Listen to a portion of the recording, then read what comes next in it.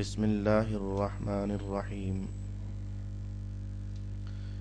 وقل اعملوا فسيرى الله عملكم ورسوله والمؤمنون وستردون إلى عالم الغيب والشهادة فينبئكم بما كنتم تعملون وآخرون مرجون لأمر الله إما يعذبهم وإما يتوب عليهم والله عليم حكيم صدق الله مولانا العظيم. الصلاة والسلام عليك يا سيدي يا رسول الله. الصلاة والسلام عليك يا سيدي يا حبيب الله. الصلاة والسلام عليك يا سيدي يا شفيع المذنبين وعلى آلك وأصحابك يا سيدي يا رحمة للعالمين.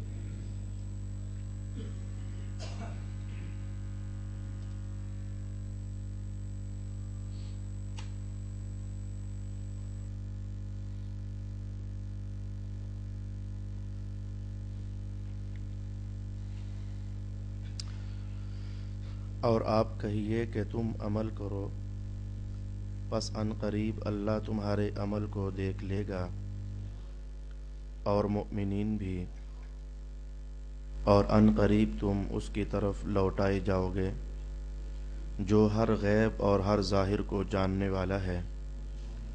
پھر وہ تم کو ان کاموں کی خبر دے گا جن کو تم کرتے رہے تھے، اور بعض دوسرے وہ ہیں جن کو اللہ کا حکم آنے تک مؤخر کر دیا گیا ہے. یا اللہ ان کو عذاب دے گا یا ان کی توبہ قبول فرما لے گا، اور اللہ بہت علم والا بے حد حکمت والا ہے. صدق اللہ مولانا العظیم. برادران دین و ملت، سورہ توبہ کی آیت نمبر 105 اس کی تلاوت اور ترجمہ گزشتہ جمعۃ المبارک کی نشست میں بھی ہم سماعت کر چکے ہیں، لیکن کچھ خاص مضامین ہیں اس آیہ کریمہ کے اندر جن پر چند لحظوں کے لیے ہمیں رک کر کچھ عقیدہ سازی کرنی ہے اور کچھ خوشی کا اہتمام سمجھنا ہے. اس آیہ کریمہ کے اندر بنیادی طور پر 4 باتیں اللہ تعالی نے ارشاد فرمائی ہے. بات نمبر 1 کہ محبوب آپ لوگوں میں اعلان کر دیجئے کہ تم عمل کرو تو ان قریب کیا ہوگا؟ اللہ تمہارے عمل کو دیکھ لے گا. بات نمبر 2 کیا ہوئی؟ اللہ کا رسول بھی ان قریب تمہارے عمل کو دیکھ لے گا. بات نمبر 3 کیا ہوئی؟ اور ایمان والے بھی ان قریب تمہارے اعمال کو دیکھ لیں گے. اور نمبر 4 پر کہا گیا پھر تم اللہ کی طرف لوٹائے جاؤ گے جو سب غیب کو بھی جاننے والا ہے اور سب شہادت کو بھی جاننے والا ہے. جو تم نے کیا ہوگا اللہ تعالی تمہیں اس کی خبر دے دے گا. آئیے عنوان نمبر 1 پر ہم رکتے ہیں. قرآن حکیم کے الفاظ ظاہر ہے کہ انکار کی گنجائش نہیں. قرآن حکیم کے الفاظ ضعیف نہیں ہوتے. ان کے متعلق وہ احادیث کی جو اصطلاحات ہیں یہ غریب نہیں ہوتے، یہ فرد نہیں ہوتے، یہ حسن نہیں ہوتے. یہ تمام درجے، یہ حدیث ضعیف ہے، یہ حدیث حسن ہے، یہ حدیث فرد ہے، یہ فرد مطلق ہے، یہ فرد نسبی ہے، وغیرہ وغیرہ، یہ تمام اصطلاحات حدیث شریف کے لیے ہیں. قرآن حکیم کا ہر لفظ یقینی ہے، ہر معنی یقینی ہے، ہر مفہوم یقینی ہے. جب یہ بات طے شدہ ہے، میں یہ نہیں کہتا کہ جب طے کر لی ہم نے، یہ پہلے ہی سے طے شدہ ہے. تو آئیے بہت گہرا عنوان ہے جو قرآن حکیم کے اس موقع پر بیان کیا گیا ہے. نمبر 1، تم عمل کرتے رہو۔ اچھا، یہ کہنے سے پہلے میں آپ کو لے جانا چاہوں گا تھوڑا سا پیچھے۔ مدینہ کا ماحول ہے اور آیات کا نزول اول جن لوگوں کے لیے ہو رہا ہے، کبھی وہ مکہ والے ہیں، کبھی وہ مدینہ والے ہیں، کبھی وہ طائف والے ہیں، کبھی وہ یہودی ہیں، کبھی وہ عیسائی ہیں، جن کے متعلق آیات کا نزول ہو رہا ہے۔ تو یاد رہے کہ آیت کا نزول بھلے کسی خاص بندے کے لیے ہو، لیکن حکم اس کا سب لوگوں کے لیے ہوتا ہے۔ یہ مذہب کا ایک ایسا اصول ہے کہ جس کا انکار کوئی بھی صاحب علم نہیں کر سکتا۔ اسے فن کی زبان میں، علم التفسیر کی زبان میں اس جملے کو کیا کہا جائے گا؟ فرماتے ہیں کہ اعتبار عموم الفاظ کا ہوتا ہے، خصوص سبب کا نہیں ہوتا۔ جس سبب کے لیے کوئی آیت اتری تو یہ حکم صرف انہی لوگوں کے لیے ہے، ایسا نہیں ہے۔ ان کے لیے تو وہ حکم ہے ہی ہے، باقی سب امت مسلمہ کے لیے بھی وہ حکم ہوتا ہے، وگرنہ تو سارے کا سارا دین آگے پیچھے ہو جائے۔ نماز کی بات کہی جائے تو لوگ کہیں گے یہ تو صحابہ کے لیے تھا، روزوں کی بات کی جائے جی یہ تو صحابہ کے لیے تھا، تو پھر سارے کا سارا دین ہی تو صحابہ کے لیے ہوا، ہمارے پاس کہاں سے کیا کچھ آئے گا پھر؟ تو یاد رکھنا چاہیے مذہب کا اصول کہ کوئی بھی آیت بھلے اترے کسی خاص بندے کے متعلق تو جو اس کے الفاظ میں عموم ہوتا ہے وہ عموم سب کے لیے ہوتا ہے۔ اب میں کوئی ایک مثال ہوتی تو آپ سے کہہ دیتا، پورا قرآن حکیم ان مثالوں سے بھرا ہوا ہے۔ یہ آیات اتر تو رہی تھی غزوہ تبوک سے پیچھے رہ جانے والے ایمان والوں کے لیے، لیکن یہ حکم اس کا سب مسلمانوں کے لیے عام ہوگا۔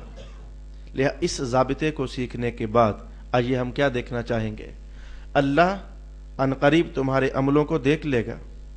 کیا تمہارے ذہن میں یہ آیا کہ اب اللہ ہمارے عملوں کو نہیں دیکھ رہا؟ یا تمہارے ذہنوں میں یہ آیا کہ کچھ عمل ہیں اللہ جنہیں دیکھ نہیں رہا ہوتا تو پھر عنقریب ان عملوں کو دیکھ لے گا؟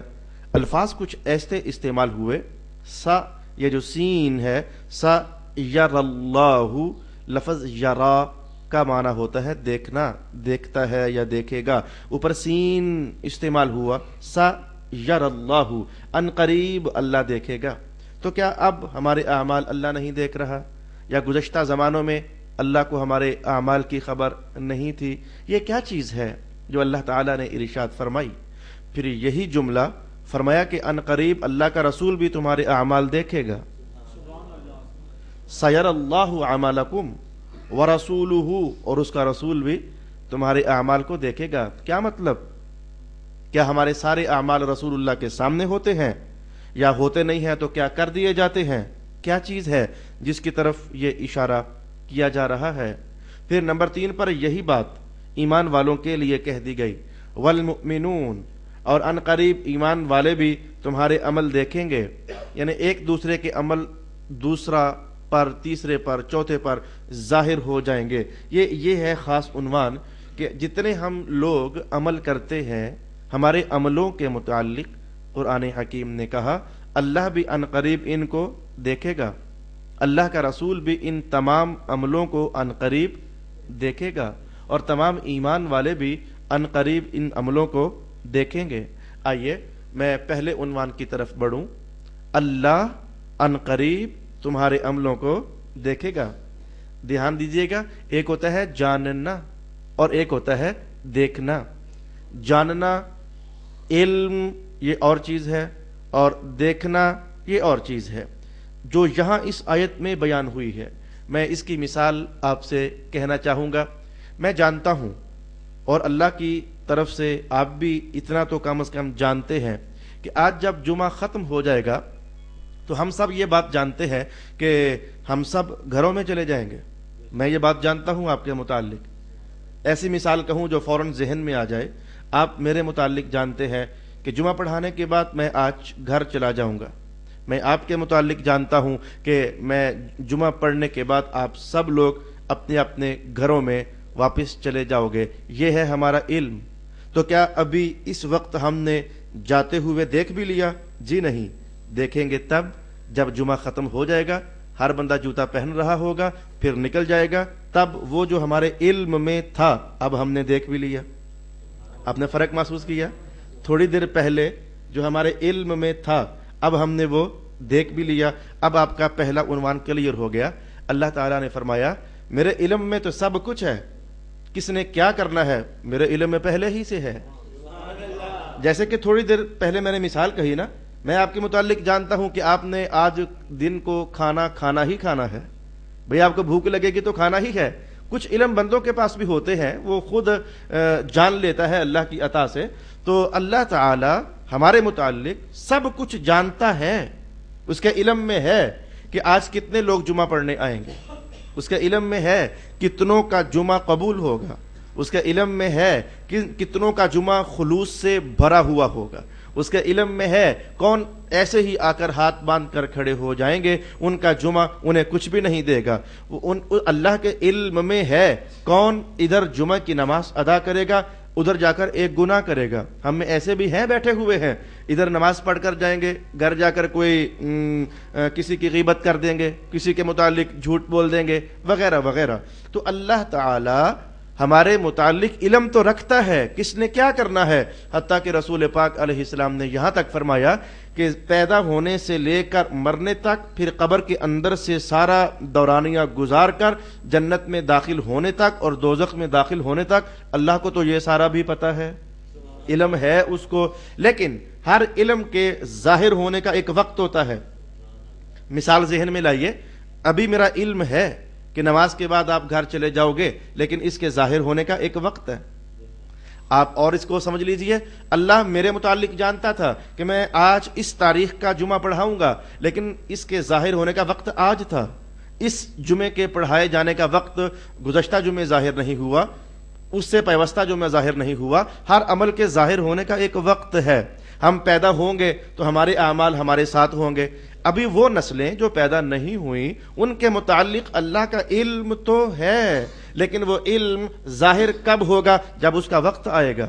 تو جو علم میں تھا ان قریب بندہ جب اس کا وقت آتا ہے تو پھر اسے ہوتا دیکھ بھی تو لیتا ہے۔ جو کچھ علم میں ہوتا ہے تو وقت آنے پر بندہ اسے دیکھ بھی تو لیتا ہے۔ اب آپ سمجھ گئے، رب کائنات نے کہا کہ جو کچھ اللہ کے علم میں ہے نا، تو ان قریب جب وہ عمل ظاہر ہوتا چلا جائے گا اللہ اسے دیکھتا چلا جائے گا۔ وَقُلِ اعْمَلُوا فَسَيَرَى اللَّهُ عَمَلَكُمْ، ان قریب محبوب انہیں بتا دیجئے اللہ تمہارے عملوں کو دیکھ لے گا جو اس کے علم میں تھا۔ جب تم کرو گے تو جب وہ ہو جائے گا عمل اللہ اسے دیکھ بھی لے گا۔ جاننا اور چیز ہے، اسے ظاہر ہوتا دیکھنا یہ اور چیز ہے۔ آج موقع ایسا ہے، میں اللہ کی شان پر حیرت زدہ ہوں کہ ادھر دیکھو تو جشن میلاد کی بہاریں ہر طرف سج رہی ہیں، رحمتوں کا نزول ہو رہا ہے، اور ادھر دیکھو تو یہ آیت کیسے تسکین بن کر ہمارے لیے آ گئی ہے۔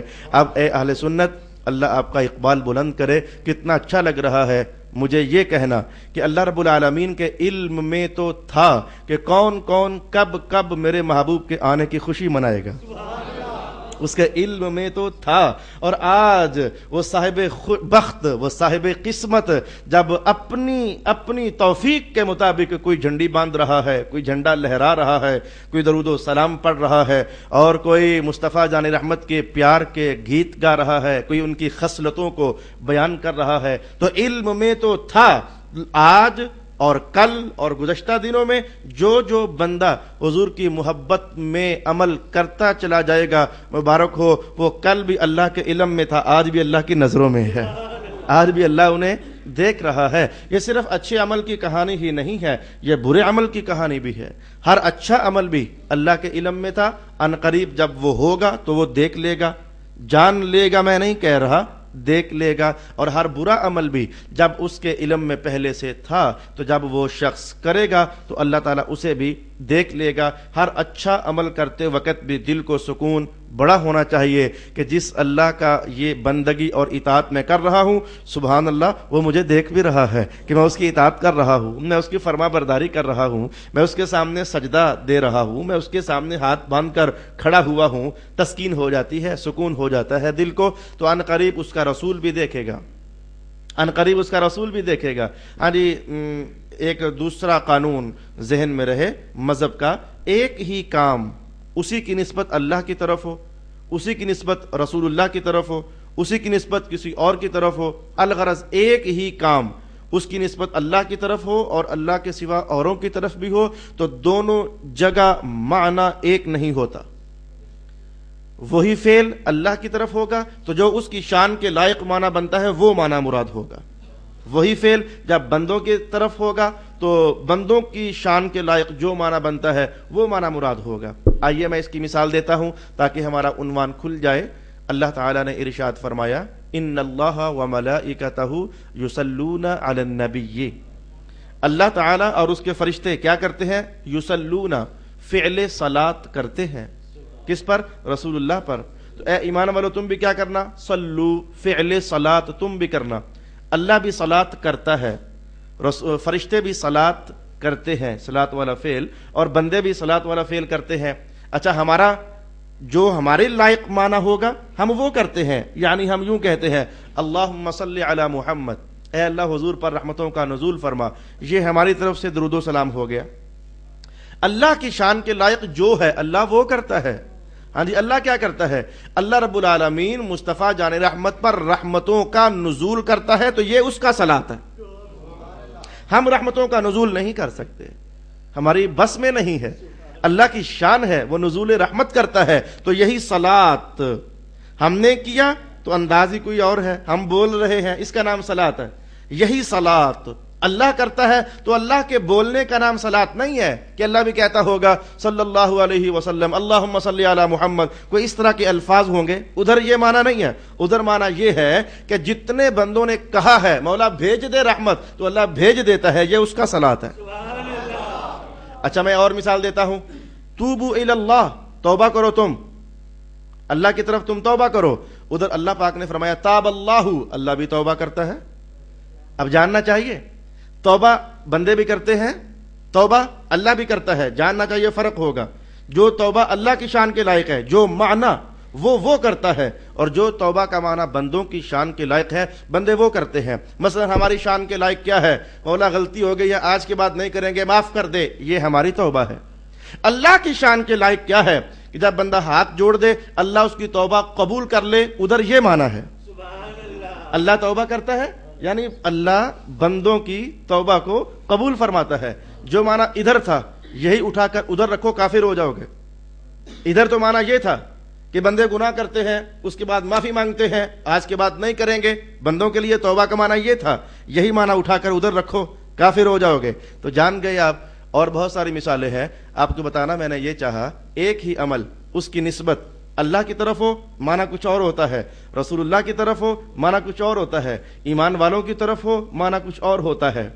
اچھا آئیے، فرمایا کہ اللہ ان قریب دیکھے گا، ایمان والے کیا کر رہے ہیں؟ فرمایا رسول اللہ بھی ان قریب دیکھیں گے، ایمان والے کیا کر رہے ہیں؟ تو اس کا مطلب یہ ہوا کہ ایمان والوں کے عملوں کو رسول اللہ بھی دیکھیں گے، لیکن میں کہوں گا کہ فرق ہے، اللہ کے دیکھنے میں اور رسول اللہ کے دیکھنے میں فرق ہے، یہ ایک جیسا نہیں ہے۔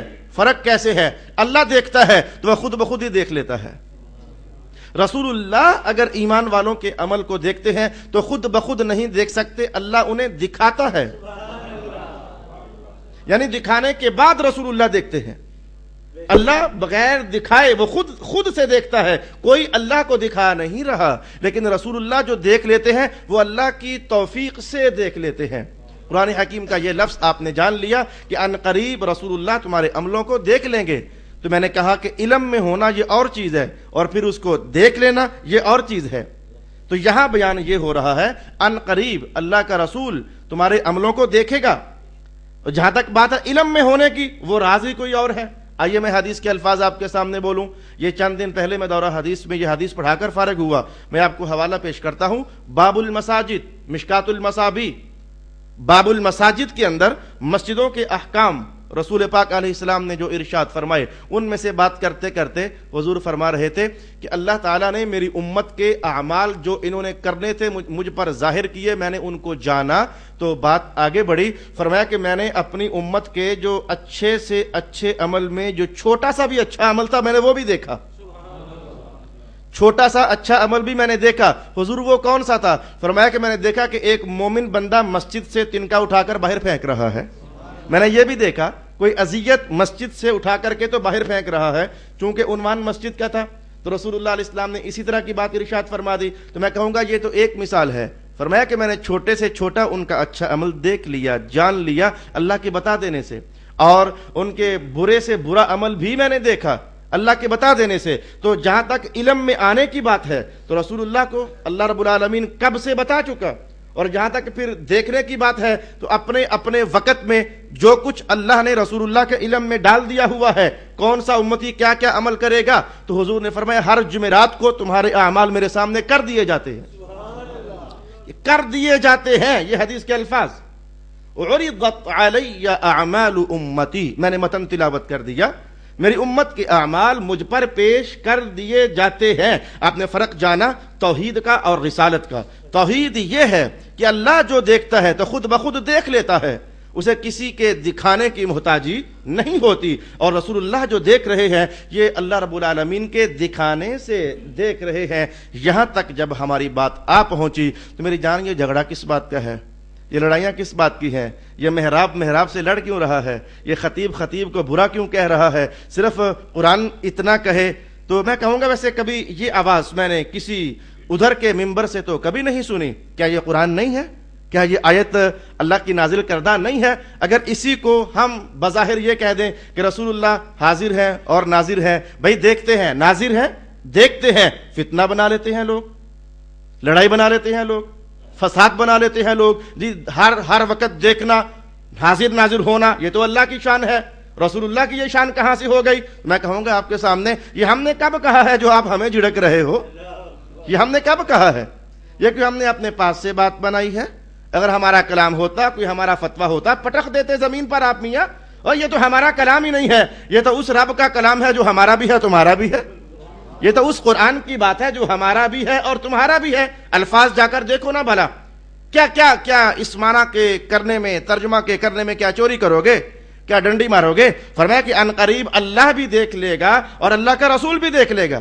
تو دیکھ لے گا کیا معنی کہ نہیں دیکھے گا؟ میں تو اس کا معنی یہی سمجھتا ہوں, دیکھ لے گا تو پھر دیکھ ہی لے گا. جب کہا یہ گیا تو یہی معنی ہو سکتا ہے. وہ دوسرا معنی کہاں سے آ گیا کہ دیکھ لے گا رسول کہ تم کیا عمل کرتے ہو؟ جی مطلب یہ ہے کہ نہیں دیکھے گا. لا حول ولا قوت الا باللہ العلی العظیم. اہل سنت مبارک ہو جائے, قرآن کے ساتھ جڑے رہنا. میں نے آپ کو کئی بار کہا, جب تک اللہ رب العالمین نے اس حضور کے نوکر کو توفیق عطا فرمائی تو تمہارا ایک ایک عقیدہ قرآن و سنت سے نکال کر تمہارے سامنے کروں گا. تو آج نہ جانے کتنواں عقیدہ ہے, میں اب ترتیب یاد نہیں رکھ سک رہا. 10 سال سے مسلسل کہیں نہ کہیں کوئی عقیدہ ہمارا آیا ہی ہوتا ہے. تو آج رسول پاک صلی اللہ علیہ وسلم کے متعلق جو ہم یہ بات اپنے عقیدے میں رکھتے ہیں کہ ہم جو بھی کرتے ہیں رسول اللہ کی نظر میں ہوتا ہے تو یہ اللہ انہیں دکھا دیتا ہے. یہ عقیدہ یہ صرف بریلویوں کا نہیں ہے, یہ تو قرآن حکیم نے یہ نظریہ ہمیں عطا کیا ہے. یہ نظریہ قرآن حکیم میں لکھا ہوا ہے. الفاظ پھر سن لو, الفاظ پھر یاد کر لو, گھر جا کر خود بھی اسٹڈی کر لو. ارشاد گرامی ہوا وَقُلِ اعْمَلُوا فَسَيَرَ اللَّهُ عَمَلَكُمْ وَرَسُولُهُ. محبوب بتائیے انہیں عمل کرتے رہو, اللہ تمہارا عمل ان قریب دیکھ لے گا, اللہ کا رسول بھی ان قریب تمہارا عمل دیکھ لے گا. اب ذرا ہمیں رکنا ہے. نمبر 3 پر فرمایا کہ ایمان والے بھی تمہارا عمل دیکھ لیں گے, ایمان والے بھی تمہارا عمل دیکھ لیں گے. تو میں آج تک آپ کا عمل نہیں دیکھ سکا, جو آپ نے چھپ کر کیا میرے سامنے تو نہیں ہے, میں اس کو نہیں جان سکا. آپ نے آج تک میرا عمل نہیں دیکھا, وہ میرے سامنے آپ کے سامنے نہیں ہے, آپ نے اسے آج تک نہ دیکھا. بلکہ گزشتہ کتنے لوگ ایسے ہیں جو گزر گئے لیکن ابھی وہ مر بھی گئے اور ابھی تک آپ ان کا عمل دیکھ نہیں سکے. تو ہمیں جاننا تو چاہیے کہ اس آیت کا مطلب کیا ہے. تھوڑی دیر پہلے میں نے تفسیر کا ایک ضابطہ آپ کی خدمت میں بیان کیا تھا. ایک ہی فعل اس کی نسبت اللہ کی طرف ہو معنی کوئی اور ہوگا, اس کی نسبت فرشتوں کی طرف ہو معنی کوئی اور ہوگا, اس کی نسبت رسول اللہ کی طرف ہو معنی کوئی اور ہوگا, اور اس کی نسبت بندوں کی طرف ہو معنی کوئی اور ہوگا.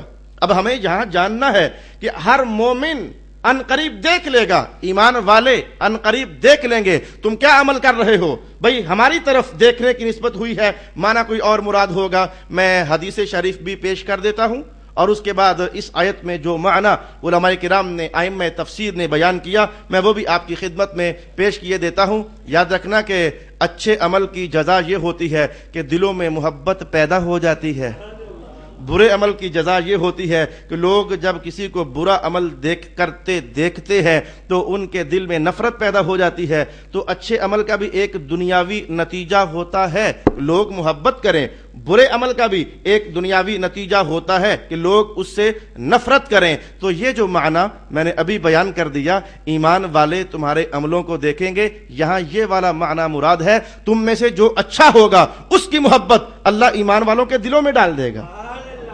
تو یہ محبت کا ہو جانا یہ دلیل ہے کہ مومن بندے نے دیکھ لیا کہ اس کا عمل اچھا ہے، اور اگر تم برا عمل کرو گے تو تمہارے متعلق نفرت ایمان والوں کے دلوں میں ڈال دی جائے گی۔ تو یہ نفرت کا ڈل جانا یہ دلیل ہے کہ یہ بندہ اندر سے برا عمل کرتا ہے۔ اچھے عمل کرنے والے کا پیار اللہ دلوں میں ڈالتا ہے، اور برے عمل کرنے والوں کی نفرت اللہ دلوں میں ڈال دیتا ہے۔ میں اس کی مثال آپ سے کہوں گا کہ آپ میں سے جو اچھا شخص ہے، نمازی شخص ہے، پرہیزگار شخص ہے، تو زندگی میں اس نے کئی سفر طے کیے ہوں گے، وہ کسی ایسے موقع پر، کسی ایسے مقام پر پہنچا ہوگا جہاں اس کی کبھی کسی سے ملاقات نہیں ہوئی تھی، اسے کوئی نہیں جانتا تھا، لیکن یہ اس نے کیا دیکھا، جب وہ وہاں پہنچا نا تو جس سے بھی مل رہا ہے وہ بڑی عزت سے آگے سے جواب دے رہا ہے، وہ بڑی محبت سے مل رہا ہے۔ کوئی کہتا ہے صوفی صاحب ادھر آ جائیے، حاجی صاحب ادھر آ جائیے، حالانکہ آپ کا حج اس نے دیکھا نہیں، آپ کی نمازیں اس نے دیکھی نہیں، لیکن اس کے دل میں اندر یہ گواہی مچی ہوئی ہے کہ آنے والے کا چہرہ ایسے ہے،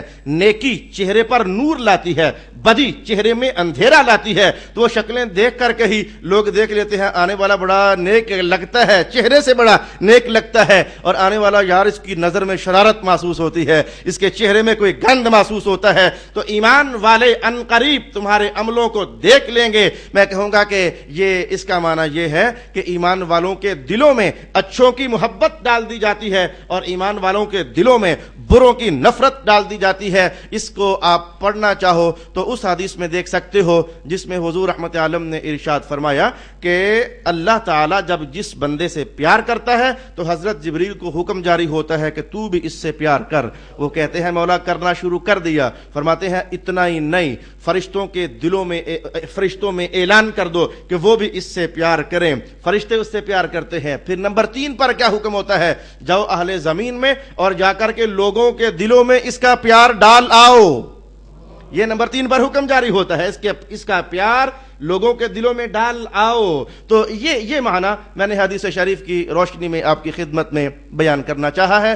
البتہ ایک حدیث شریف کے الفاظ ایسے بھی میں نے پائے کہ رسول اللہ علیہ السلام نے ارشاد فرمایا کہ اگر بندہ کسی چٹان کی اوٹ میں ہو کر بھی کبھی کوئی جرم کرے نا تو کبھی نہ کبھی اللہ اسے لوگوں پر ظاہر کر ہی دیتا ہے۔ وہ ظاہر کر دے یا تو اس صورت میں کہ انہیں پتہ چل جائے، وہ ظاہر کر دے، یا اس صورت میں کہ ان کے دلوں میں نفرت پیدا ہو جائے۔ اچھا بھی رک کر کے میں شاید 1-2 منٹ اوپر جاؤں، میری مجبوری ہے، وہ اسی عنوان کے ساتھ رکنا میری مجبوری ہے، وگرنہ کام بڑا مشکل میں تمہیں ڈال دے گا۔ یہ دیکھو سورہ نور کا آغاز ہوا تو شروع میں ایک عنوان چھڑا تھا کہ مدینہ کے ماحول میں آواز اٹھ گئی، حضرت سیدہ عائشہ رضی اللہ تعالی عنہا کے ساتھ حضرت صفوان ابن معطل نے زنا کیا ہے۔